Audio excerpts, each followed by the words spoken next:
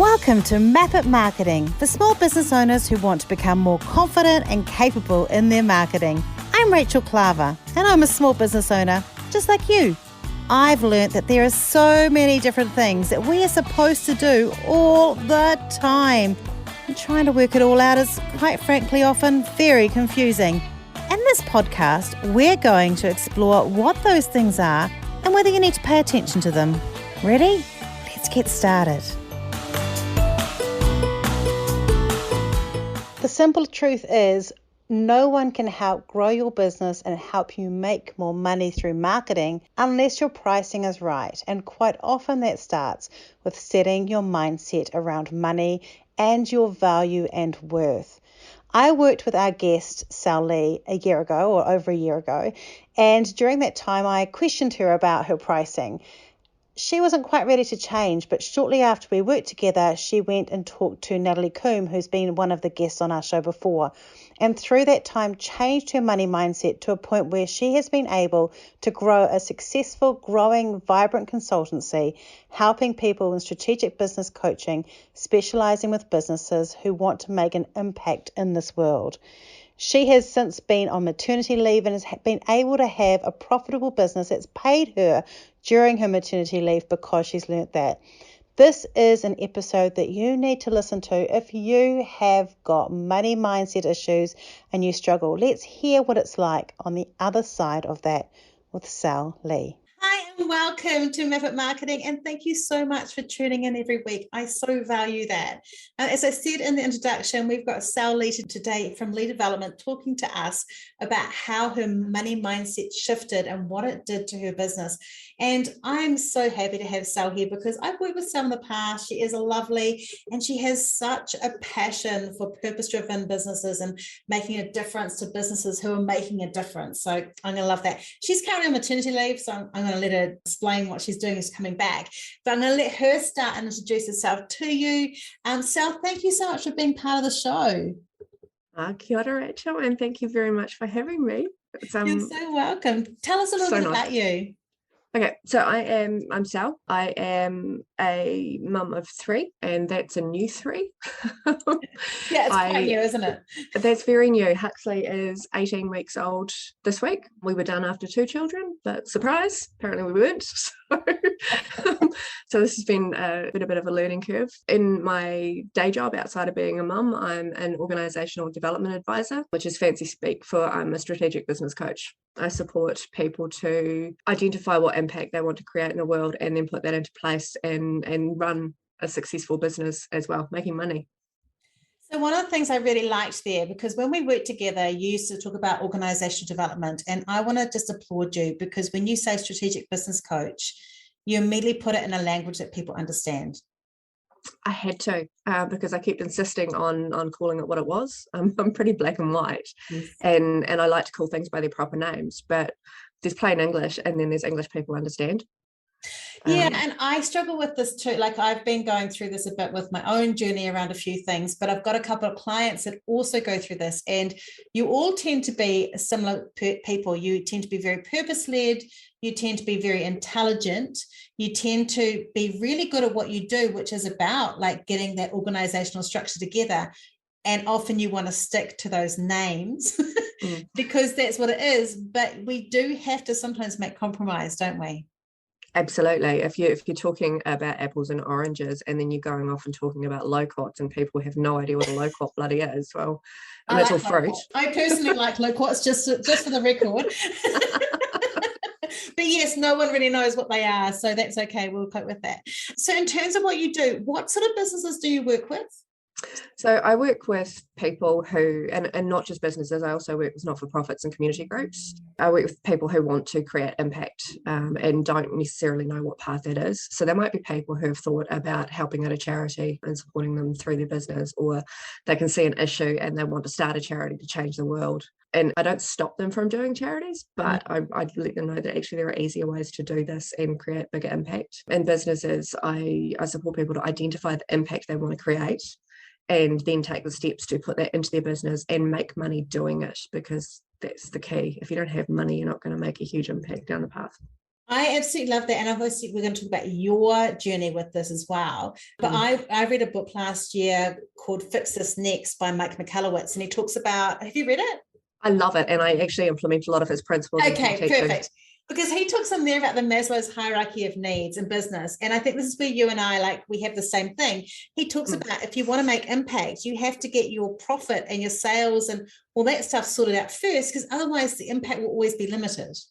Absolutely. And that's the number one thing that I found, and from personal experience as well. You want to go out and change the world, and you start a charity to do it, but charities take work, and work requires money. Yeah. And if you're not working for money, then you're not achieving much. You're just going around in a vicious circle, and most people burn out, or the charity folds. So I do want to talk about your journey, but with the people you're working with, I imagine a lot of them, like many business owners, but on steroids, where they're scared about talking about profit because it feels like it's a nasty word. Would that be right? And absolutely, and I get it. I was one of those people, and I was talking to clients about making money, and then not making money myself, and it's kind of embarrassing when you're called out on it. But yeah, they think that if they're making money, if they're pulling an income, they're not actually supporting their cause. Because I do remember, because we worked on a strategy with you, and obviously I'm not going to delve into it, but I remember asking you about your pricing because it was very low. And I was like, hey, how is this sustainable? And at that stage, I know you did not want to shift it. We struggled with it. We had a bit of a set to it, and you felt like, no, that's all people would pay, so that's all you would do. That's right? It is. And at that time, I was starting work with Natalie Combe. Yes. So I was on a journey of working with you and with her, and the mindset was starting to change, but I still had long-term clients that I didn't think would budge on that. And in part, I was right, and I lost a couple of clients. But overall, people actually do pay it. When they realise what your worth is, they do. When you believe it yourself, people will pay the money. And so let's just talk about that, because we've had Natalie Combe on the show before, and she's actually, full disclaimer, she has been the most popular guest I've ever had. You got something to go there, and I'm going to link to her show in this because I think it's really important for people to listen to it. I actually have a client who's listened to her 10 times. Wow. The episode, and just listens to it. She listens to it like once a week just to remind herself to change her mindset, because I think it is a really important thing around it. But for you, why did you struggle at first to set your pricing in a profitable space? Yeah, my whole theory around this has been that my skill set, everything I teach has been given to me. Now, I haven't had to go to university to learn this. I learned it through being in paid employment. It's experience that has given me my expertise. Somebody else paid me to learn this. And I came from government background, and the information is all readily available. It's all free.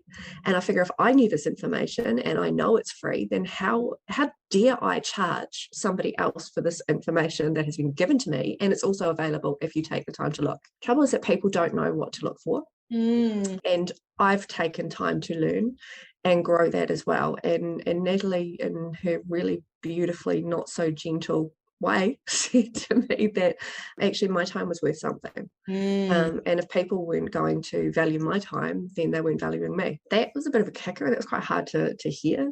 But the more I heard it, and the more I actually allowed myself to listen to it, the more I realized that she was right. I am worth it. I think one of the things is I learned and was challenged a bit with when I had my podcast with Natalie too. I think when you know stuff and it feels easy to know that stuff because you now know it, it's hard to put a value on that. It's hard for you to go, people would want that, because for you, it's for sale, it's easy. It just feels like it's breathing for you, and you don't realize that it's groundbreaking for somebody else. Yeah. Definitely. There's a huge element of that. When I listen to you talking about marketing, I'm like, oh, I knew that, but I didn't know that. I didn't know that enough to put that into action. That's something I've heard other people saying, but it's kind of that unconscious thing. I do stuff without breathing, but other people might know the information's there, but they wouldn't know where to start looking. And that's true.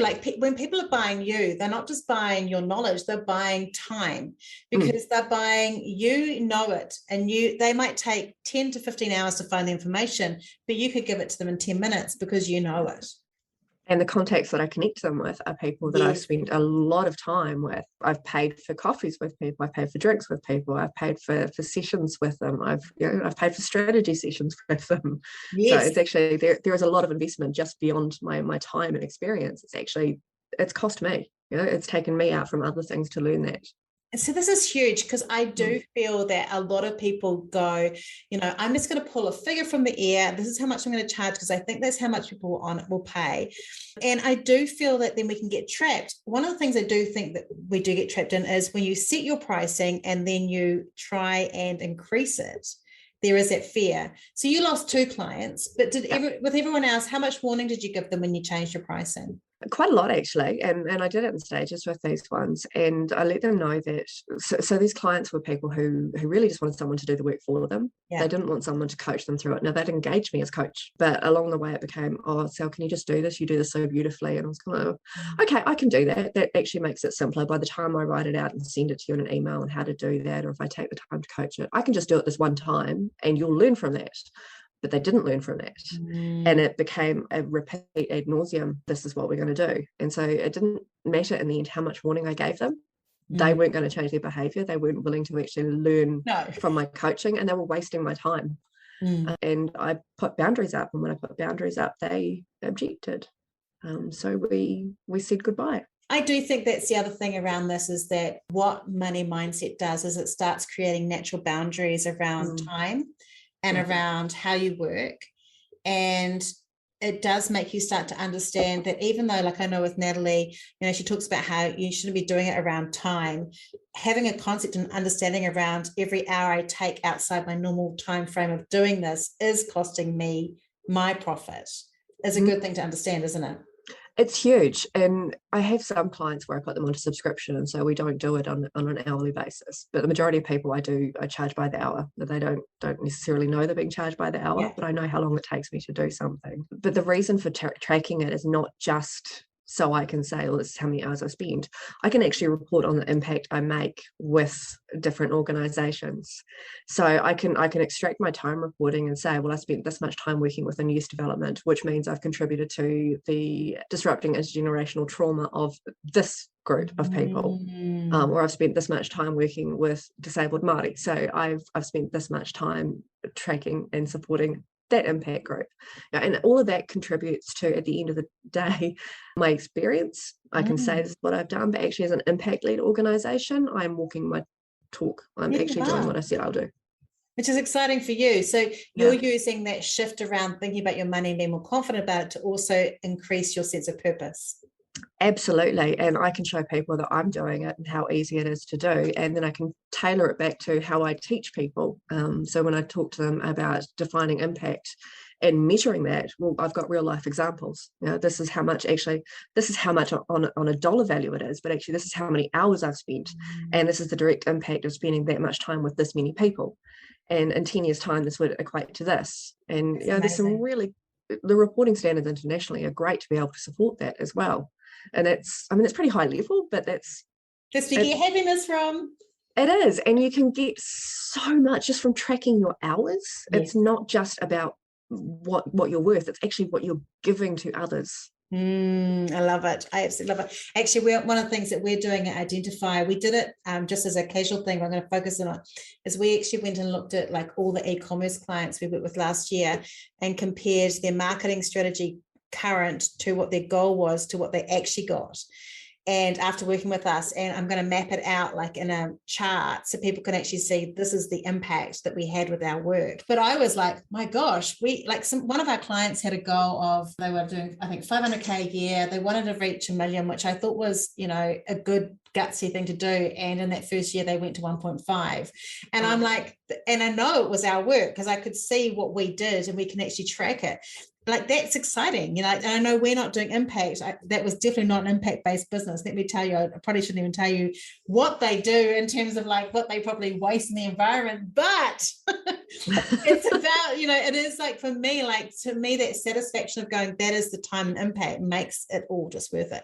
I want to ask you a question, because you did go and get help with Natalie Coombe and you did that.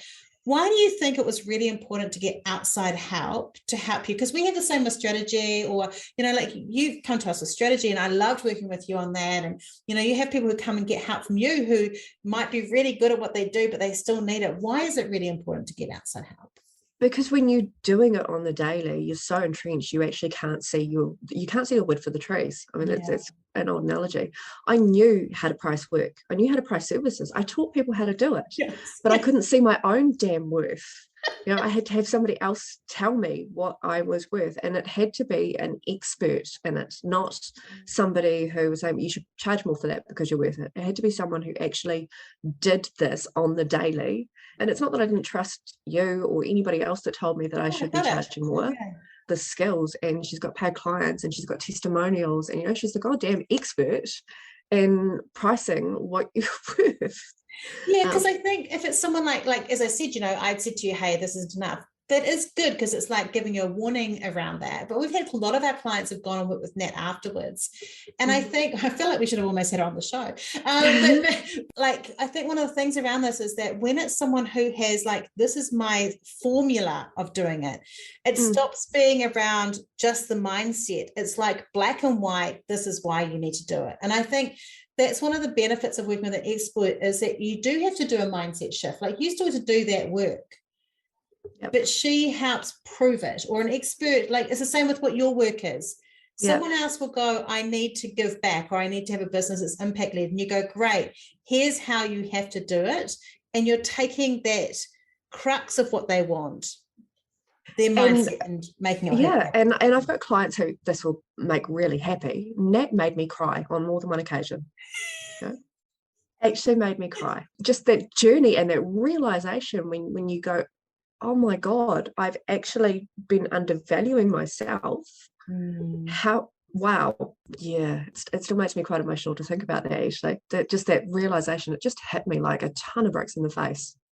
But the benefit of what you've gone through, and I think this is important for other people who are coaches or strategists, is when you get that help here, it actually does feed down to your other clients, doesn't it? Because I'm imagining you use some of the work she does now to reestablish with them what they should be doing. Yeah, absolutely. I use her tools all the time. So to frame it, I don't give them out to the clients, but I use it to support what I'm saying. And clients that need it get pushed to Nat.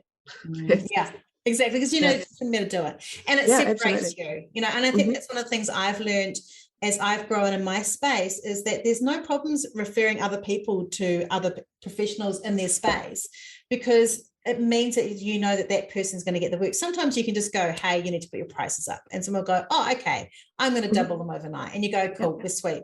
But when you know that that's not there, it's really important to go and find help in whatever the space that you're doing, whether it's the work that you do, whether it's strategy with me, those things. It is important to get that external support, I think. Absolutely. And I think I've referred 4 people to you alone in the last week. Yeah, it's...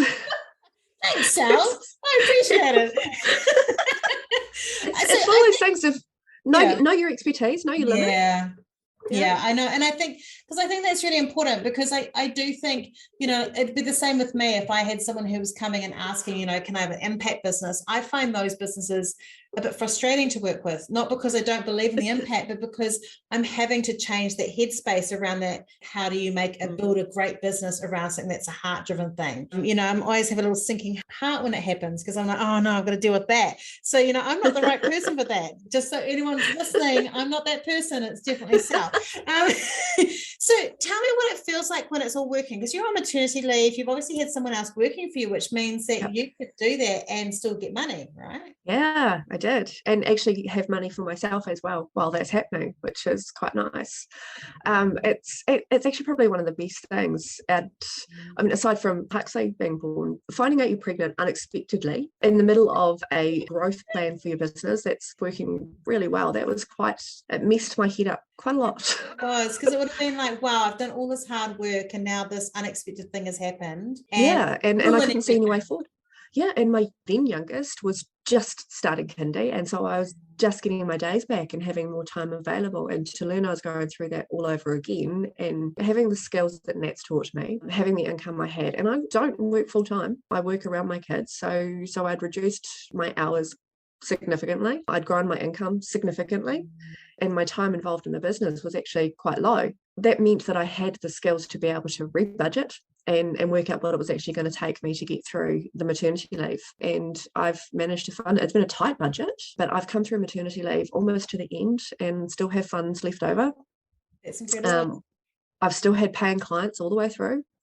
I've been paying somebody else to do the work. I've not breached what I'm required to do on government. I've only just started using my keeping in touch hours, aside from my own admin, in the last months, as another client's gone on maternity leave, and I'm still paying somebody else to do my work. It's been epic. Because I think that's one of the liberating things when you get your pricing right. And I know we are focusing on service-based businesses, because I do think this is one of the hardest things with solopreneur businesses is often when we price, we forget to factor in that we might not always be the one doing the work. And we have to make sure that whoever's getting paid to do it is also getting paid fairly, but we're also making profit out of it. Yeah. And I pay my contractor above market rate. So I'm not, and say contractor because she dictates when she's got work available. I let her know the work's there, and I don't take on any contracts if she doesn't have the hours available to support it. I'm not going to pick up slack on what she can't do. That's not the point of it. But she gets paid a really good rate. It's double what I would have earned doing the same thing in the same space. And that makes me really proud to be able to say that, because I pay her more than anybody else for any of the work that she does, because I know that she's got expenses as well. So that's built into my pricing. But equally, I don't overcharge clients. So it's all, it's a really tight ship that we run. I think that's a really important thing, because I know that for me, before we started Identify, I was working as a strategist for another company, and they paid me a flat fee for whatever we did. And it was pennies compared to what they were charging. And I want them to have that, because that's their job around what they do. And I want them to value that, and I think that honoring your team is really important in this, because you want to make sure that whatever you're charging is going to benefit that person too, so they're happy to do the work. Yeah, it's more than that for me. Traditionally, women are the ones who take on all of the work at home. And then we go out and we see a problem and we go and change the world by creating a charity or running a community group. We're the ones that volunteer at a play centre or a school PTA or whatever comes up in life. It's us that's doing it. And we're still running the house, and we're still doing the housework and feeding the family. And we might ask our husband's opinion on something if we've got a husband, or it doesn't matter what kind of guy he is, that he might want to participate, but we're still going to take charge, because that's what's been bred into us by the generations before. Got a long way to go to break that cycle, but we burn ourselves into the ground. That's not fair. We should be remunerated for at least half of the work that we do. It is equally important. My unpaid mothering skills at home are worth just as much as husband's salary. And have you read The Invisible Load? No, I haven't. I heard of it. It's by Dr. Libby, and I shouldn't say this on this podcast. I have never been a huge fan, but I actually bought it because I picked it up, and that the page was about the invisible load of how we just have to always remember, like, which kid likes peanut butter and which one likes Marmite, and who likes them with crust and who doesn't. And we've got all this other stuff in. And I read the page, cried in the bookstore, bought the book, because that's what you're talking about. We don't just have the work we do as a business owner and as a mother. We have all the hidden stuff that's running around in our head. I have a constant tally of how much flour we have in the house or butter or whatever the thing is, because undeniably there'll be someone who go, why is there no flour tonight? And I'm like, seriously? Yeah, it's things like, when's the car service due? Yes, when's the road user charges on that tractor? I definitely have passed it to Rod. But I do all of that stuff for us. That's because huge. I'm a control freak. Can't help it. Well, then I can understand it. But I do think you're right. And for me, one of the biggest things I did this year, a light went on, and I've been a parent now for 21 years. This light went on and I went, oh, my homework, like the work I do at home in parenting, has an equal value to my business work. I might not get paid for it, but it has an equal value. So now my business days are actually a lot shorter, because I purposely take more time to do the homework stuff that I was trying to squeeze into my recreational or couple or family time. Yeah, definitely. And I think that was a realization for me when my oldest, got to a point that she understood what the difference between mum working and dad playing on the computer was.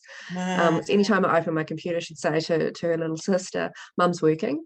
And I was kind of, ooh, she'd go and sit with Chris when he's playing on the computer, but she wouldn't leave. She would just walk out of the room unless she heard me talking on a video, and then she'd come and say hi. Of course, always a good opportunity. But I realized that I was doing that too much at home, and so I needed to shorten my working days, and I needed to price myself accordingly so that I could afford to do that and still bring in the income for the lifestyle that we like. Because I think this is such an important thing, because I know that when you say that, I agree with it. But I also, there's a bit of me where I go, because I like, as I say, my youngest is 16, my oldest is 21, where I'm like, no, that's not how it's supposed to work. Like, there is actually something in me that says that, which I'm a bit ashamed about, to be honest. Like, I feel a bit teary about it. But because I feel like, no, who says you're allowed to have a business that's profitable, that only works a few days a week? How dare you do that? And I think that there's this idea around how business, a real business, can be like that.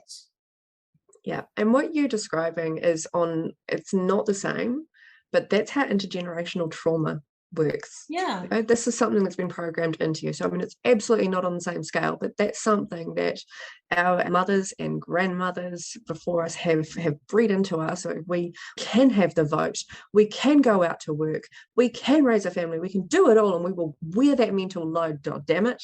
That's not fair. I think that is it. Like, I do think, I'm older than you, I'm Generation X, and, we were raised with the generation of the super mother. They did the full-time work and did everything at home. My mum didn't do that, but she did the full-time work thing. But we had that whole thing, and we were raised with, that's what you've got to do. And this concept that you can have a serious business, like a proper business, but not necessarily be working 5 to 6 days a week, 8 hours or 9 hours a day, and it still brings in a significant income, and it still does that. It's a huge mind-blowing, I'm going to say mind fuck, for people who are struggling with that idea. Like, I know a lot of my clients would struggle with that, because this whole idea that you can create a business that's profitable and supplies for the needs and the lifestyle you want, without doing that crazy hours, is like, it's that move away from it being a job and turning it into a business, right? Yeah, absolutely. And I think for me, the best proof I had that that worked, aside from the fact I was able to reduce my hours and bank account going up, last year I bought a car, and I paid cash. Yay. That was the first thing I did. I bought a car. I didn't buy a fancy car, but I bought a car. We paid $9,000 for a car. And I was able to pay that out of less than 12 months after finishing working with Nat. Yeah. And that's incredible. And I paid for you. Yeah. And I think that, well, thank you. I do think that is key. Like, I know for me, the change, like, I talk about this as my abrasive thing, but I will say, Rod and my goal, which we talked about just a couple of days ago, is we're like, our goal is to be able to take 2 to 3 months off every summer completely, and have business going the rest of the time, but have that time, because we love being outdoors, we love doing that thing, and having that time to relax and so we're like, how do we make this happen? We wouldn't have had that conversation, and we didn't use Nat, we used Profit First, and still, but we wouldn't have had that conversation if we hadn't started that journey of changing our money mindset around our business. And I love Profit First. I implement that as well, so that's a really good double whammy. Yeah. But I needed Nat to get my mindset out of it, and to actually, like, her formulas, they work. Yeah, they work really well, and they're applicable to anything. So I use them in business and in charity. They work really well. Yeah, I love that. So in terms of you, like, you feel like it's all working now? Yeah, I do. Ask me again when I return to work full-time. Well, full-time, 4 hours a day with the baby, because 4 hours. Yeah, it's 4 hours is not a lot of time. I used to, before Huxley was born, it was drop the girls off, come home, quickly run through emails and get on to work, then go and pick the girls up 4 hours later. Now I've got to take stock for nappy feeds and changes and trying to get him to sleep, and he's not that keen to sleep, but he slips off my knee, so that's awesome. That's a good combo.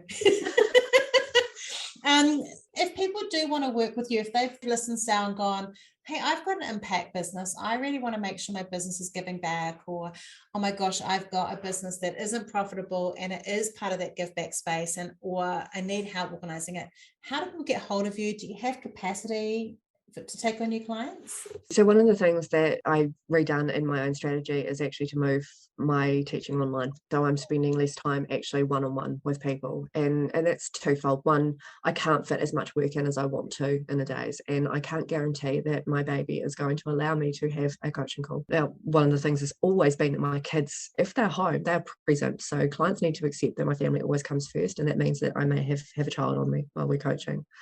But if I move things online, I can answer the questions that I'm getting all the time. So they're the same questions, just in slightly different formats. I'm currently working on fulfilling that content and putting that online, and then I'll offer tailored coaching to people that want me to hold their hands through it. So yeah, we do that online. Yeah, I do Zoom calls. So my coaching most of it is done this way, which is great. Through COVID, my work didn't actually change. Last year, I'd already made that change.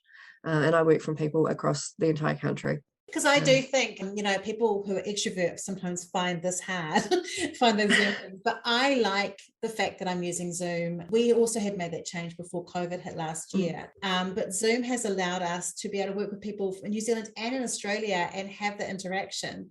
And I also feel, for me, who is someone who often would take on the energy of the person in the room, it's actually protected my energy a lot. And I don't have children, but I do have he's not here now, but I have a very needy dog. So so it has helped, like, dealing with the distractions as well. Yeah, and it's good because it means I can support anybody across the country. I can do it at a time that works for both of us online. We can record it. I can drop links in. It's easier to tee up a Zoom call than it is to tee up travel in between other clients. And a lot of people just prefer it that way. When COVID hit last year, my clients got a faster response than most others did because I was there. We were in lockdown, but I could still do my work. Nothing changed for me. And that meant that clients that were face-to-face got the support they needed right then and there. We actually have, in terms of money mindset, I don't know if you've got the same, but we actually have, if people do want to see us in person, we actually have 2 tiers. So this is the amount that we charge if it's a Zoom. If you want us to see in person, it can, but it's almost double. And it's because of that, traveling and all those other things. And some people choose to pay that.